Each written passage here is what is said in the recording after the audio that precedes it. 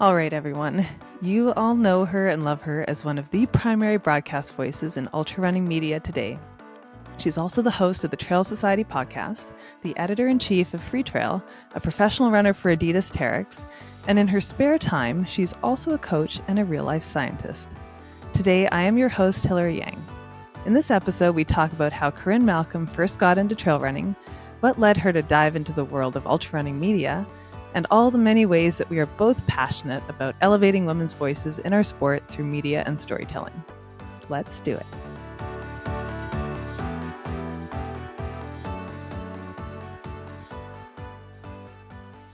Let's do it. We have 50 minutes on the clock. We have 50 minutes. Oh my God. I am so excited. I'm here today with the one, the only Corrine Malcolm.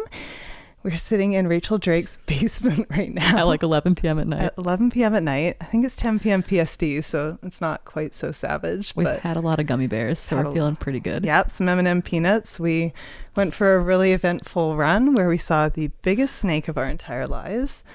So yeah, a little traumatized, a little sugared up, and here to podcast together. Podcasting on vibes. It's going to be great.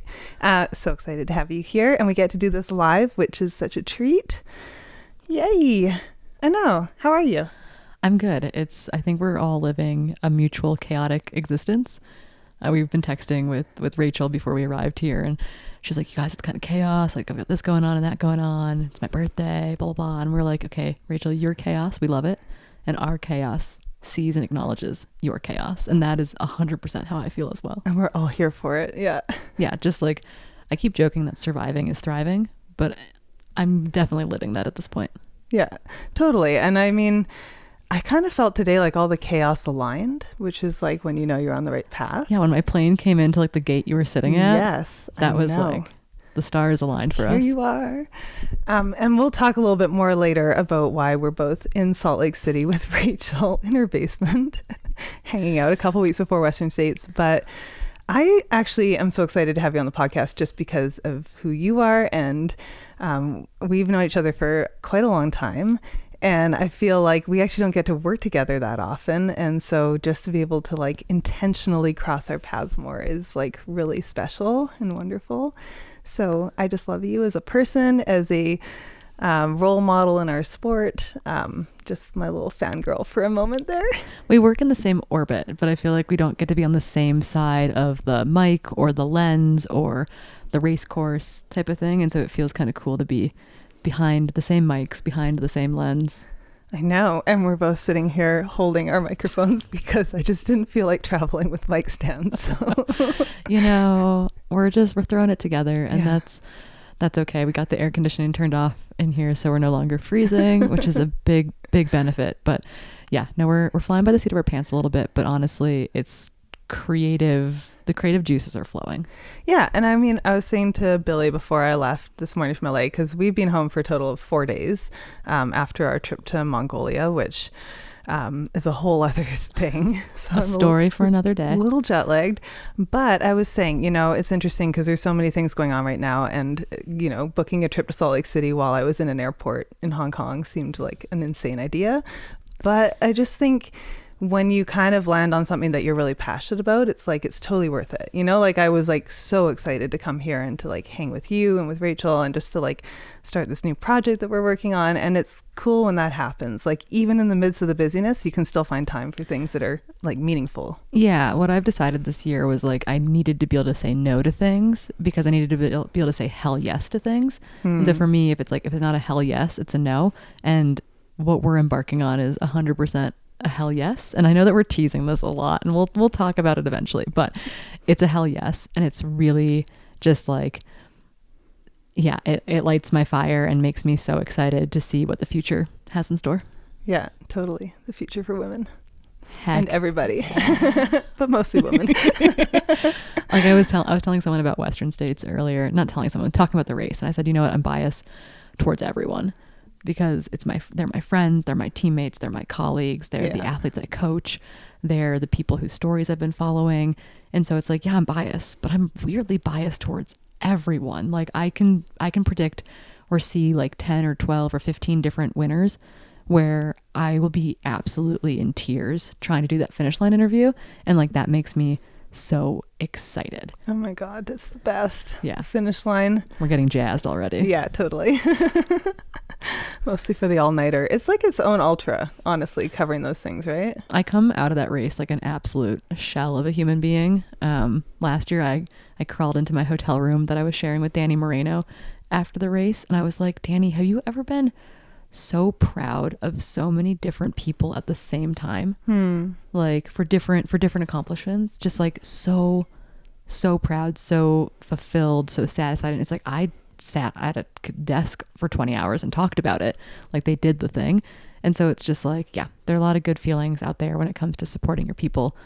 But yeah, we get to document it and talk about it and share it with more people and highlight those cool stories. And that feels very worth it to me. Yeah, totally. I mean, that's my favorite part of that race. Obviously, haven't run it myself. It looks very hard. I've been told it's hard. I run it twice, can confirm. Can attest, yeah. And the craziest thing is that I ran it one year where it was really hot, like one of the historical hot years. Ran it one year where it was a cool year. Everyone PR'd by like 90 minutes in the cool year. And I literally ran the race the exact same time both years by a minute. I finished 1 minute, I think, slower even in the cold year. Please tell me it was faster. I think I might have been 1 minute slower in the cold year. It was like 20:01 and 20:02 or something. And I was like, you've got to be kidding me. I was like, I ran the back 40 way faster the second year, but like, I was like, you got, like, why? Seriously? Yeah. So, give me something. Western States is hard, but it brings out all the emotions. Yeah, it really does. And it's cool to see everybody like ramping up, like Rachel and Tyler in their last couple of weeks of training. We're going to hang out with Leah tomorrow, and she's also in her last little bit of training. And Mike's not running, right? He got in, but he's not running. He would have gotten in off the wait list. Yeah. He was really high on the wait list, but he will be shooting for Nike, I'm pretty sure. Very cool. Race week. So he'll be busy. Yeah. But Leah's got an amazing crew lined up. One of my dear friends who's paced her both times at this point is coming back to pace her again. Matt Mitchell in the Bay Area. And so it's like, yeah, they're the people that come out to crew 100 are also they're special the A people. team, right? They are honestly running 100 way easier than crewing 100. And then media around 100 is like part of that conundrum. It's another level, man. I know. I'm still I better be over the jet lag by then. We need to get some sleep so that we can be ready for Western States in a couple weeks. Yes. But instead we podcast. It's fill in the spirit sponge. Yeah, totally. So I wanted to go back to like, so it's kind of funny. We were reminiscing before this on like when we first met, and just thinking about like that and kind of our journeys in the sport and where we both gone in the like, and it's like 9 years since. That was the first, we met like the first year I started running ultras. Yeah. Like I ran Chuckanut, my first ultra that spring.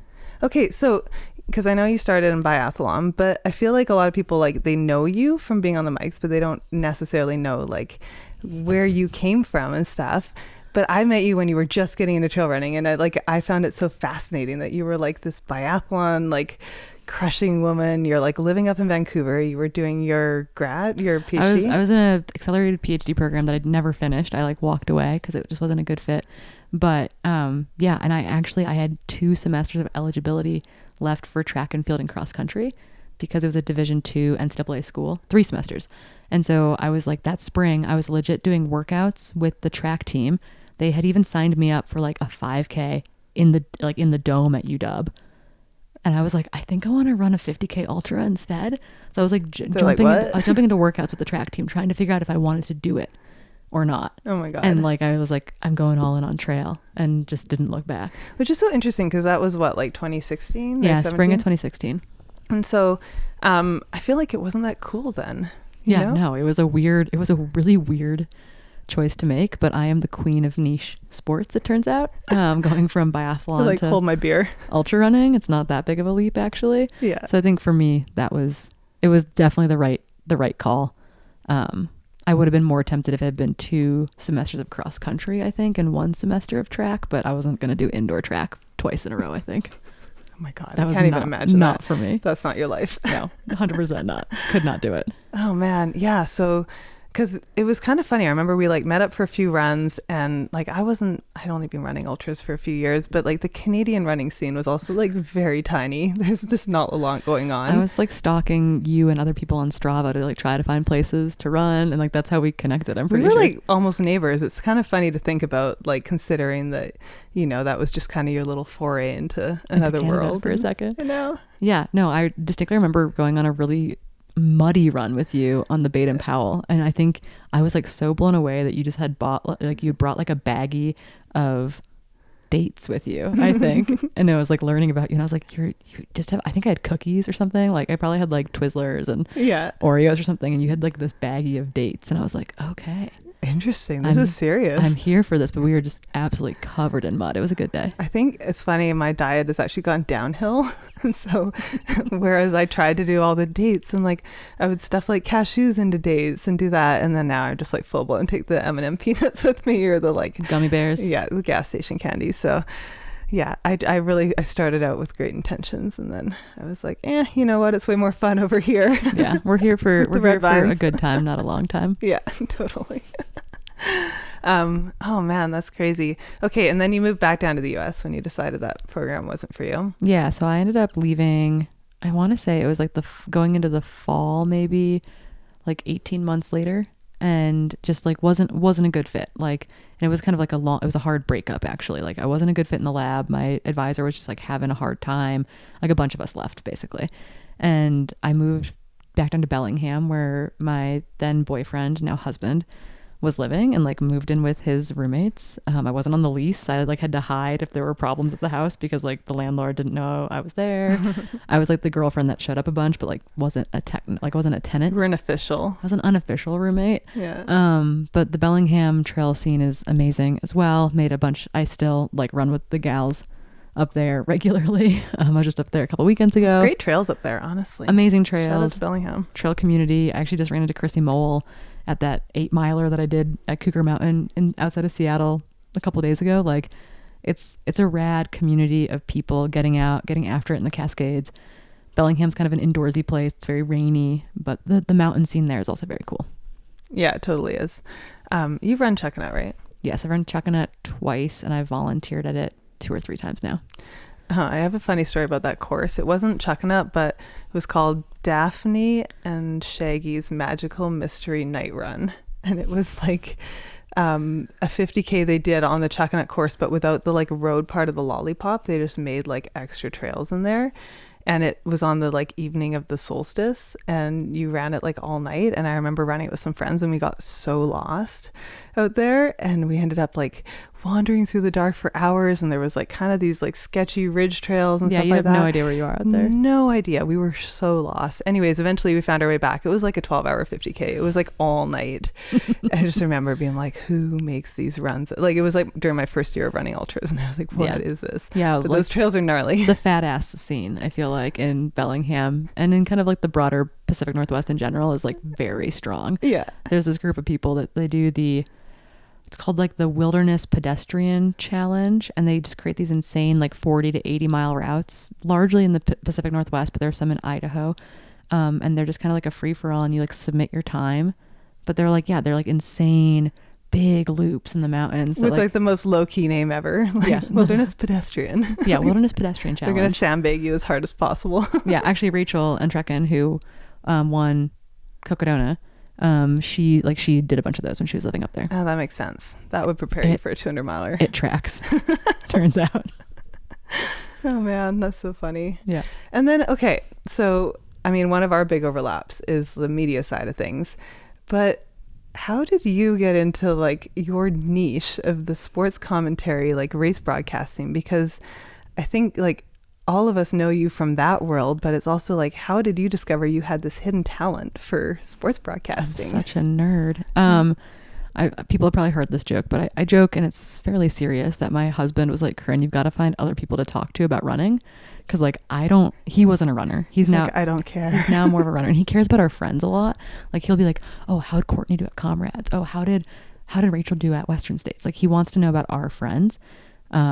But he like does not care about running. And he's like, you got to find other people to talk to about running, hence the podcast, hence commentary. But it was an accident. Like did really well at TDS at UTMB in 2018. And one of the commentators at that time, Randy Gaylord, Topher Gaylord's brother, was one of the commentators. And he's like, oh, this girl from Bellingham was fourth at TDS. Like, that's so crazy. Like, I bet she'll come in for an interview. So they had me on the broadcast during the women's OCC race. And I was like, sure, you can talk to me, but we should probably talk about the women racing because like they're running really well and they're really fast. And so I just like stayed for the whole women's finish of OCC.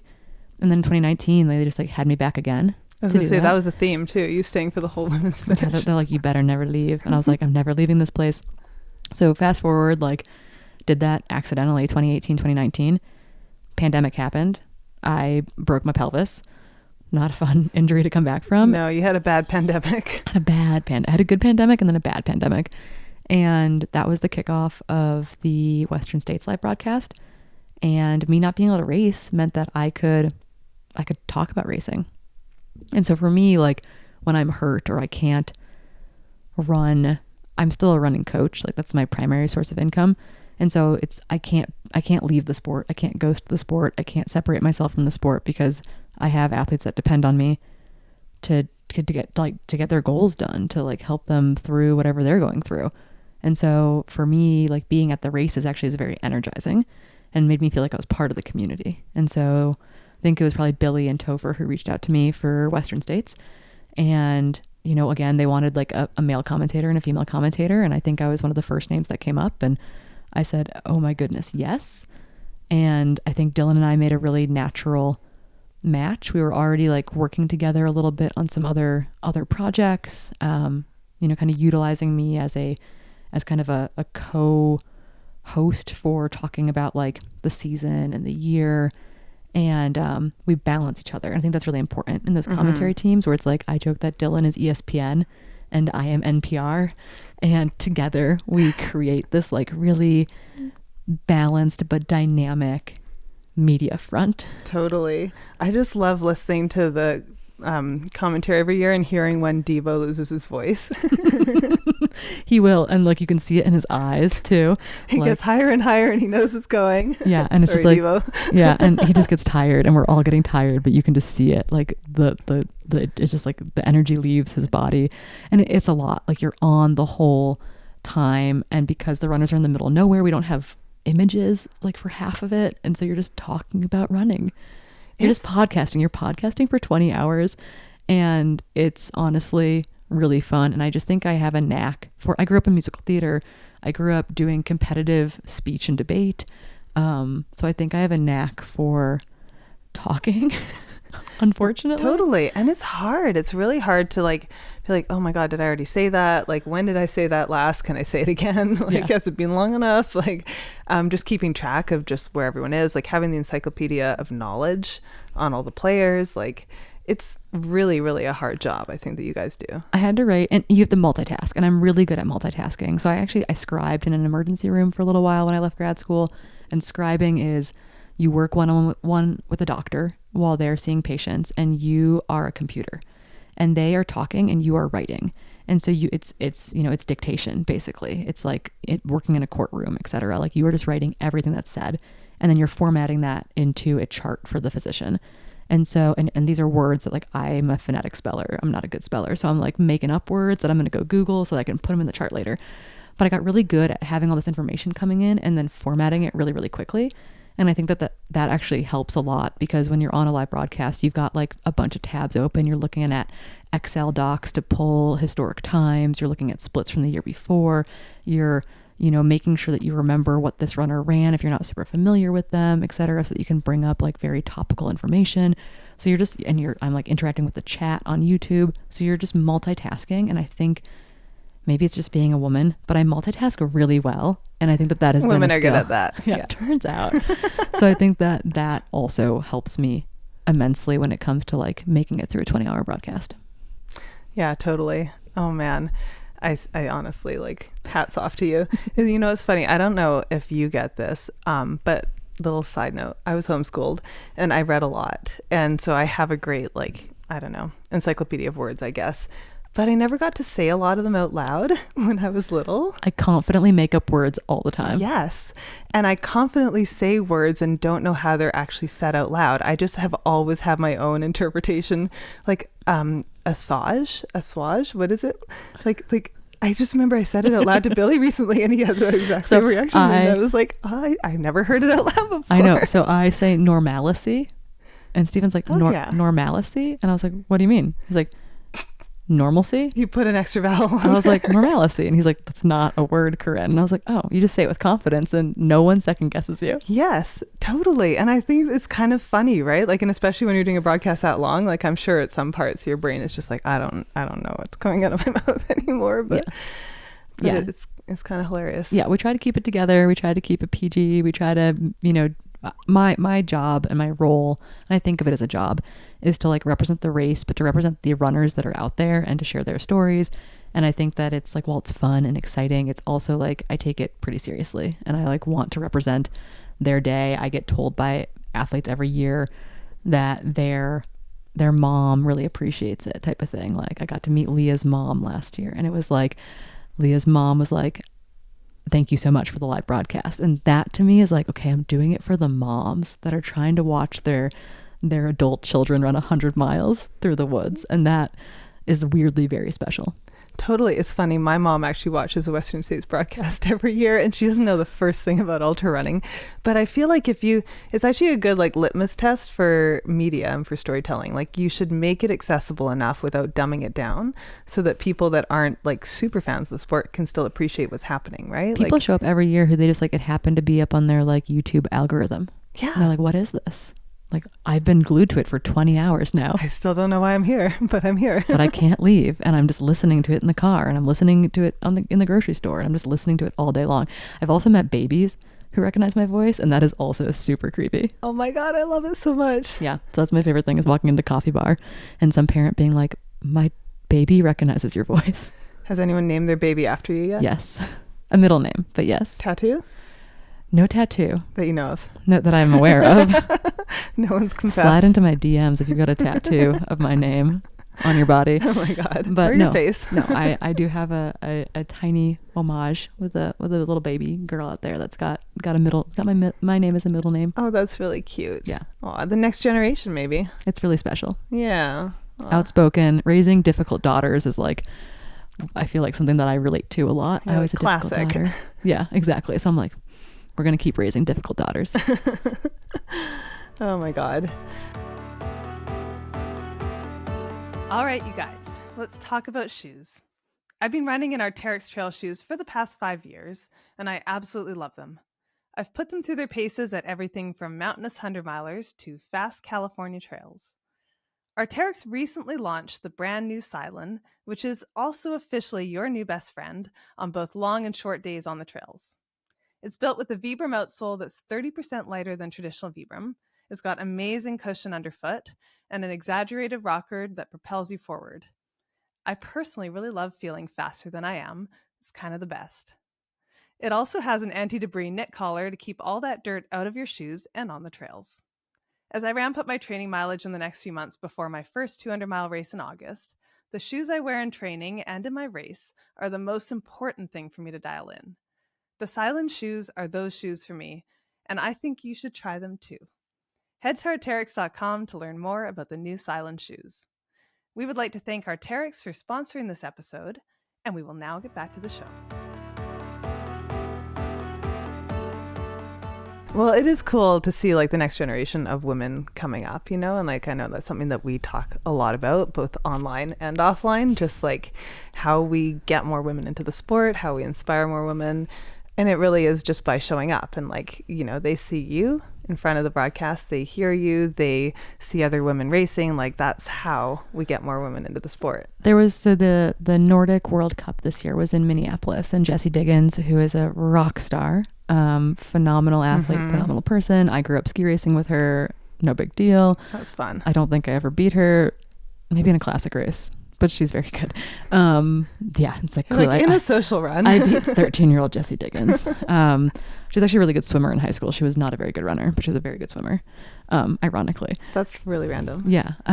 But there was a little boy at the race that turned to his mom and said, "Mom, can boys do this too?" Aw. And I was like, we've made it. Yeah. We've done it. We've broken the glass ceiling. Little boys are asking their parents if boys can do the sport too. And that's what I want. I want little girls to watch Courtney or Katie or Rachel or Leah and or me in the booth and say, I can do this too. Like I belong there. It's not just a guy's sport. It's not just a men's sport. That they have a place in running, in ultra running, in soccer, in whatever it is. I think that is like incredibly important. Yeah. Yeah, totally. Soapbox. Welcome to my TED Talk. Totally. We will now get on our soapboxes. I do have a question for you, though, something I was kind of interested in, because I have struggled with my own relationship with racing and running versus being on the other side of it. And for me personally, I had like almost 5 years where I didn't race at all because I felt like I got, first of all, so invested in the like storytelling and my career and all that. But also I sort of like lost my identity as a runner because you're so wrapped up in telling other people's stories. You almost forget like, oh, I belong on these start lines too. Or like, I am a runner. I need to carve out this time, and even like the training. How have you found that being so involved on the media side? Because I know like you're in working groups, you're in so many places. I have a lot of meetings. Yeah. Like how's that impacted your own relationship with like running and racing? I think it's impacted probably my ability to, I don't know, maybe get back from injury faster or excel at certain events, because like what falls by the wayside is like going to the gym or seeing my PT or doing my PT exercises. So it's like if I get a niggle, it doesn't go away right away type of thing. So I think that there's definitely an impact because it's a time. Too much sitting. I don't know, if I had 26 hours in the day or an 8th day to the week, maybe it would feel more sustainable. But I get that like, oh right, no, I can do these things. I belong here. Like I consider myself like a 100-mile specialist, and last year was the first time I finished 100 miles since Western States in 2019. Like I'd run like the Tahoe Rim Trail, so much further than that, 171 miles, but I hadn't finished a 100-mile race since 2019. And I was like, that's kind of insane. So to be back there and to get on the start line and make it to the finish line and be normal sore, not like, oh, I broke bones again sore, felt really, really good. And I'm trying to find ways to carve out that time. And it's like means my calendar looks crazy because I literally will be like, Corinne's running, or Steven is running with Corinne today. Or, you know, like I try to block my schedule so that I can get that stuff in because it is important and it's good for my health and it's good for my mental health and capacity as well. But there are times where it's been, honestly, the harder part is that I've been involved in a lot of really sad, devastating, disappointing, frustrating, trying times within the running space, and that made me more than anything wonder if it was worth it. Like if it was worth it to fight it, if it was worth it to speak my mind, if it was worth it to stand up to something that I didn't think was right, if they were ever going to listen. Like that to me it made me want to walk away from the sport. It didn't make me want to walk away from my own running. It made me want to walk away from like being in the sport. And so I think that like while I'm busy and I'm involved in the media, I've like been able to carve out time for me. But it's like the work that I do in the sport is not all like glitzy and like talking about runners. It's like a lot of hard work. It's like talking to not my sponsor, like I'm technically a sponsored athlete, but it's talking to like brands that are involved in the sport and race entities that are involved in the sport and trying to get them to do right, not just by the elites, because a lot of it gets pushed on the elites, like, oh, the elites have to stand up for X, Y, and Z thing, but make it better for the whole sport, for the people who have been here since the beginning, for the new runners, for the moms, for everyone. Like that to me was like the more difficult decision to not walk away was really, really hard. And so that wasn't my own running. It was more like, how do I relate to the sport? And that like was difficult. And that's where the like, if it's not a hell yes, it's a no, had to come into play. Totally. And I think that's the only way to make this sustainable for you is to have those boundaries around it, but also to like set your intention around what is worth fighting for. And you've taken some stands, and like they're not always the popular ones, you could say. They don't always make you friends, and that's okay. And it's like I'm really happy with the progress that has come from some of that. I joked that they took away my microphone, but they handed me a megaphone instead, and it did. Like there has been some progress out of there. It's been pulling teeth sometimes, but there are changes coming down the pipeline. In part because I think other people are getting more involved too. So it's not just like, I'm not the squeaky wheel. It's like, oh, actually this whole sector of the sport is the squeaky wheel. Like maybe we should listen to them. And so it's one thing to like push one person out of doing something. And this is just like me being like not currently working with UTMB on the media side of things, but you can't push out all women runners. You can't push out, all underrepresented groups. You can't push out the all adaptive athletes. You can't push out, moving things along like the pregnancy deferral. Like those things have happened because enough of us have gotten together to really make actual change. And so those things are worth it. But yeah, it was a very dark, very stressful number of months, kind of end of 2023 into early 2024. Yeah. And I mean, it is cool to see like what is being done, and like on a more positive kind of note as far as like what we like the future is going to hold for us. I do think that change is coming, and it's sort of like a tsunami that's just going to keep going. And yeah, we do have a lot of support. And I mean, it's been cool recently kind of being part of a few of these like women's working groups that just like all these different women that I admire are really actively involved in, and to realize how many women behind the scenes are really just passionate about kind of improving the quality and the level overall of like how we tell stories.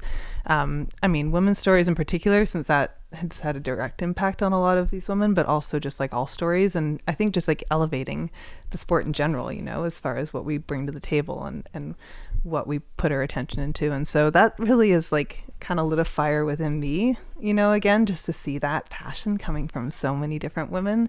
And it's like the rising tide that lifts all ships, right? It's like, that's kind of what we need. And as much as it's been like, I think very powerful to have you championing that, I think if anything, kind of what you went through with that whole situation just like made us all realize that it can't just be Corrine up there like talking about this. It's got to be everybody saying like, no, this is really important. And like I mean, we went on a little rant on our podcast a few weeks ago about the Canyons live stream. We go on a few rants, but this one in particular, I'm all about a rant.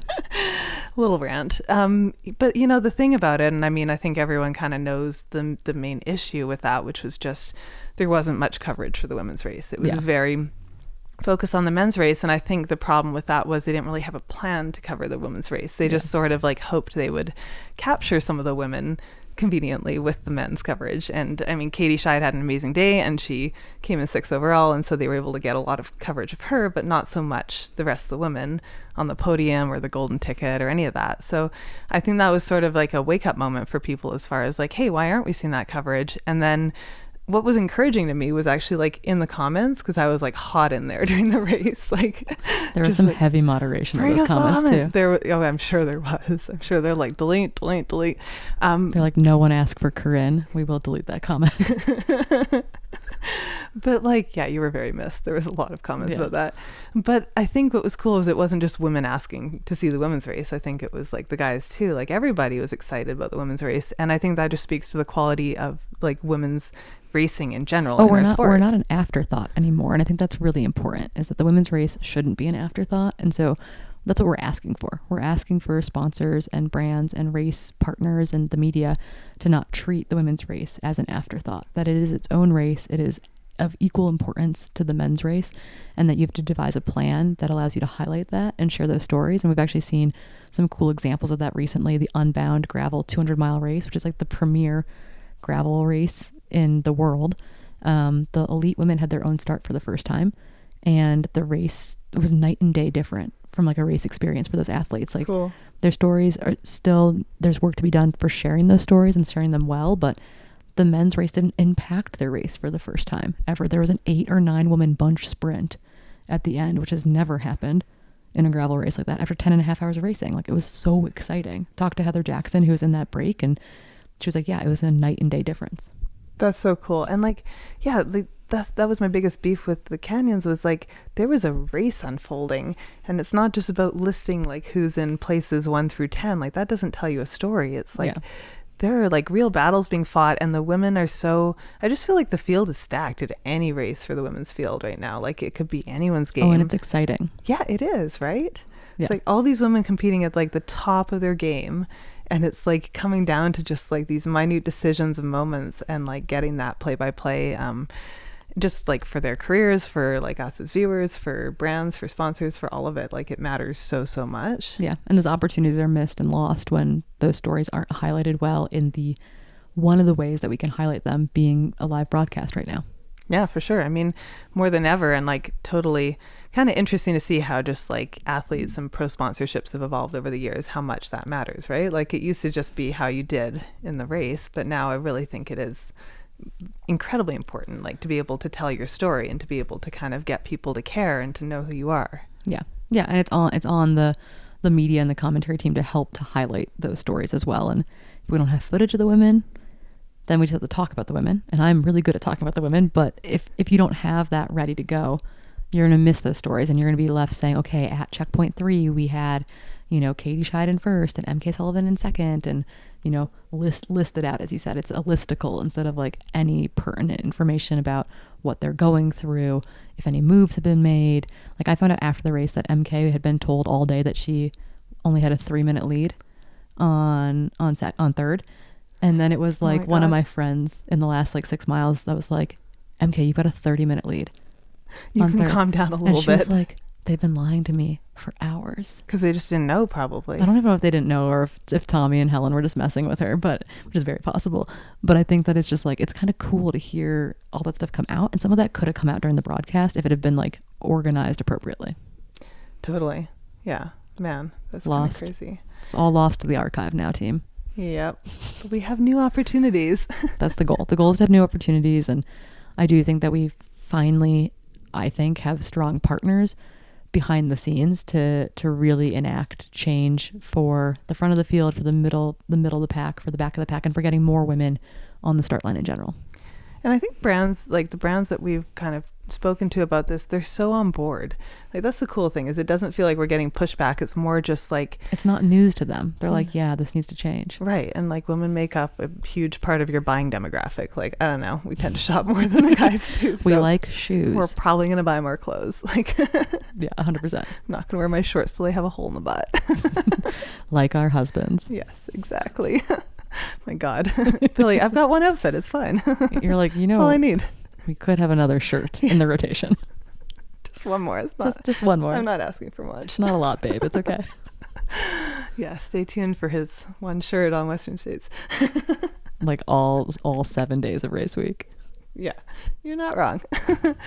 Oh my God. Yeah, it made packing for Mongolia really easy. It's so simple. But yeah, no, like, I mean, looking at the future, what's something that you feel like you could get excited about for just the future? Like, I mean, even in the last, like since 2021, what are we, 2024 now? So yeah, that's whatever 1, 2, 3, 4 time is. years. It's changed a lot, right? Like, I think we're already getting a lot more sophisticated in the technology and what we can offer. And it's interesting seeing all these different broadcasts pop up all over the place. Like, it's kind of like anyone can have a broadcast. Not anyone can do a broadcast at a great level, but anyone can have a broadcast. But I think it's like interesting to see like just kind of the different approaches people are taking, and like I think that you're just so incredible at doing your research, and you bring so much depth to what you do. But like, where do you kind of see it going in general? Do you think like all races are going to have a live stream? Do you think that it's going to be just the major races? Do you think like, like, I think all races are going to up their game as far as like what they can bring you live or day of, and that might just be really good recaps. That might be really quick Instagram posts of the podium, of checkpoints on the course, etc. I think that visual imagery can go a long way. Even an Instagram live can go a long way in that regard. I don't know that every race needs to have a full production live broadcast with drones and static cameras and commentary and in-field correspondence, etc. But I do think that technology is just advancing in a way that allows us to share more of the stories more quickly. But I also think that there's going to be a bunch of Luddites who are like kind of anti-technology. Oh, totally. And it's like I really am intrigued by like Mike Versteeg's saddles. And he was on a podcast recently talking about, he's like, ooh, what if I made all my entrants sign a thing that says they can't talk about running saddles? Oh, and people I was still like, sign up? And I was like, that is honestly fascinating. Are they allowed to Strava it? I don't know. And as a person who's like in the media, I'm kind of like super intrigued by that Luddite mindset. Totally. Of like just completely bailing on technology altogether. Yeah. I mean, I think it's interesting. And I feel like, I mean, I just left my role with Destination Trail as their media director, and we did like a live stream at the finish line. It wasn't really a live stream because we didn't have a commentator or anything. I just like, You're like, we got a camera. that was up. a whole other thing. But people just expected it. And that was kind of interesting because it was like, well, where's the like 5 days of live streaming a la Cocodona and stuff? Even though that's only been around for a couple of years, but I think it's just people are now so we used have to a being goldfish memory too. It's like Europeans are used to like having more camera runners and e-bikes.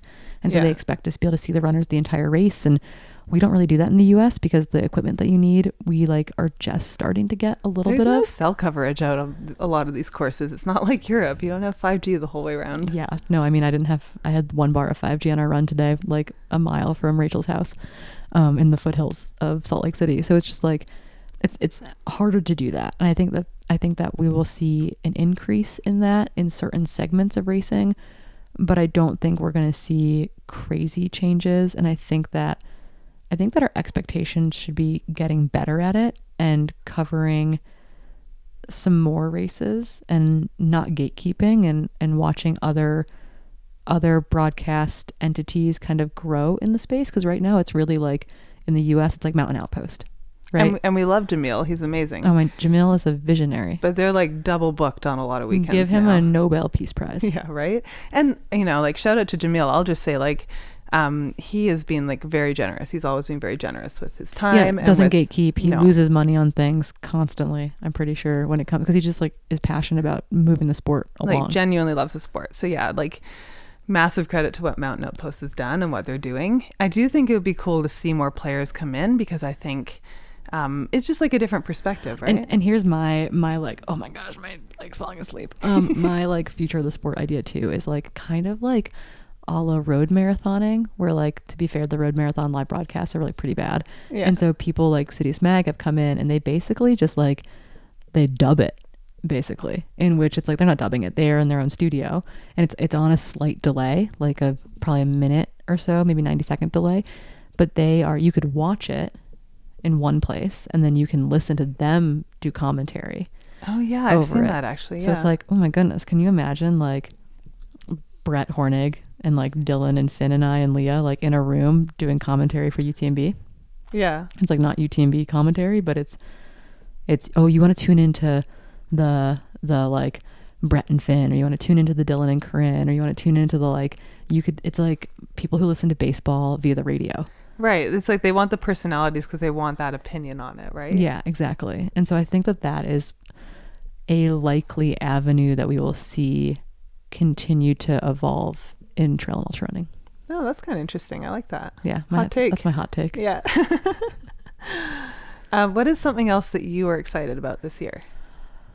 What am I excited about? I like still don't know what I'm racing in the fall, which is kind of fun. I don't even know, like, will I be in Europe during UTMB week? Ooh. I don't know. That's like kind of a mystery still. Like, I don't know if I'll be there in any capacity, or if I'll be there in a specific capacity, or if I'll be there doing some other stuff. I've got to be in Europe the week after, like like immediately afterwards, basically. So it's like I have to kind of be getting to Europe at that point in time. I've got to go to Austria in early September, which will be super fun with Adidas. But I am gonna, if we're not on fire, go after the Wonderland Trail FKT, which I'm really excited about. Oh my God. I feel like that's such a PNW classic. Like for anyone that grew up there, that's like the perfect, like beautiful circumnavigation. It is. It's like pretty seamless. It's 93 miles around Rainier. Caitlin Gerben has the supported record. Alex Borsick. Oh, it's fast. It's like 18-ish hours. It's fast. And then Alex Borsick has the unsupported record in 24 hours. And so I need to get out on the trail and just see, like, go through Caitlin's splits a little bit. And here's the thing, like, I don't think I'm able to smash Caitlin's record, but I think if I can, because it's really good. Like, it was one of the fastest ever until like 3 guys, including Tyler Green, whose basement we're sitting in, all broke the men's record in like the matter of like in a month, basically, like one after another. And I think Tyler actually has the men's record still.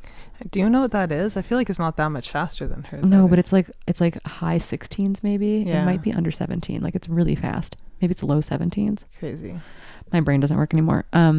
But I need to go like explore Caitlin's splits. And if I think if I can go head to head with them, if I think that I can get her by a minute, if I can get her by 5 minutes, then it's worth attempting that record. And if I get out there and I'm like previewing it and I'm like, there's no way, there's absolutely no way, then I'll go after Alex's FKT that she did in really hard conditions. So I think that she left time on the table for herself and for, I think, the women's FKT in general. She lowered it significantly. It's just over 24 hours. But I think that a bunch of time can come off of it. It was smoky when she did it. She got spooked by a cougar. Oh, I remember that. Like, it was just a hard day. Yeah. Like almost, I think she almost quit towards the end because of the cougar situation. So it's just like, I think there's time on that one. And I feel good about being out there by myself like that. And so I need to go explore it a little bit more, but it's my backyard.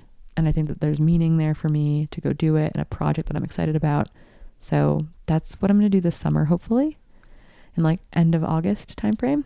And then, yeah, race something in the fall and yeah, go from there. That's pretty exciting. Yeah. It's kind of funny how we're both gravitating towards like P&W projects. Like, I'm signed up for Bigfoot this year, and I chose it specifically because it's the one in the Pacific Northwest. And I just like really want to spend a few days like in the Mount St. Helens, Mount Rainier area, but I'm terrified of the cougars.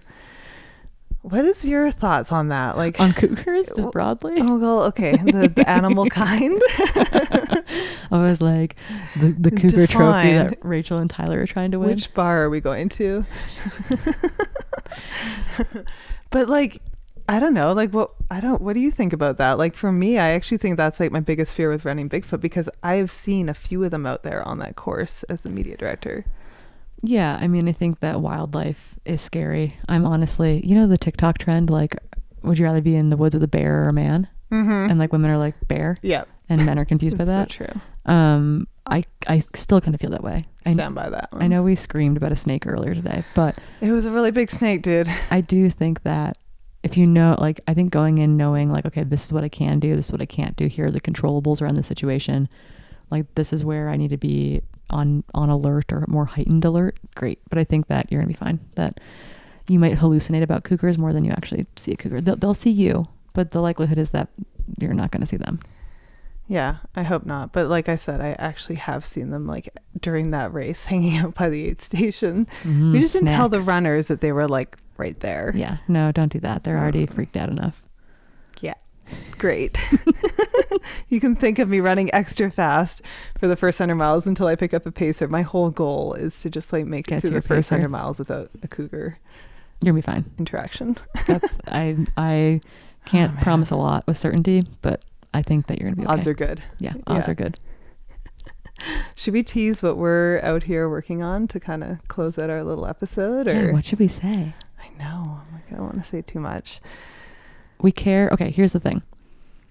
We both simultaneously at the exact same moment in time, which is redundant because I said simultaneously, we came to this realization that there's a lack of sharing of women's stories by women specifically, and highlighting them and highlighting how incredible they are and how much work they're putting into the sport, and that we are super fans of them, that they are role models and they are icons in their own right, and that they deserve way more shine that they're getting. And these people are our friends and our colleagues and are the people that we look up to. And we decided that we were going to do something about it. Yeah. That's a great little tease. I love it so much. So we're working on it. Yeah. We have big ideas, big plans. And yeah, we're just really excited to kind of combine our forces and elevate some of these stories and find more ways to share them. And yeah, I mean, speaking of things that light us up, this is what lights me up, right? Like, this is the stuff that I really want to be working on, and getting to do it with you is so much fun. And yeah, we get to be on the same side of the camera lens for once. It's the best. Yeah. So we're very excited. We're actively working on it. We've got a busy couple weeks ahead as we look towards Western States, but that little thing, we're hoping to bring you the first of many things in July. Yeah. Yeah. So stay tuned. Place your bets. Yeah. Coming soon somewhere near you. It's been so much fun podcasting with you. Thank you so much for coming on. We love you, all of us at the Trail Network. I feel like I had to fight the other girls off to get you as my guest, but I feel like we also have our own special little bond. So yeah, just love everything you do, and we're your biggest cheerleaders and fans, and I'm excited to do more with you. So yeah, thanks for being here, and thanks for staying up late to do this podcast with me. Thanks for hosting me in Rachel's basement. Yeah, I know. Oh, man.